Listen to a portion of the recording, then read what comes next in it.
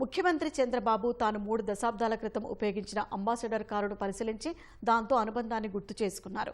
ఆయన ఉమ్మడి రాష్ట్రానికి ముఖ్యమంత్రిగా ఉన్న సమయంలో 393 నంబర్తో ఉన్న అంబాసిడర్ వాహన శ్రేణిలో రాష్ట్రమంతా పర్యటించేవారు. 393 అంబాసిడర్ అంటేనే సిబిఎన్ బ్రాండ్ కార్ అనేలా అది గుర్తింపు పొందింది.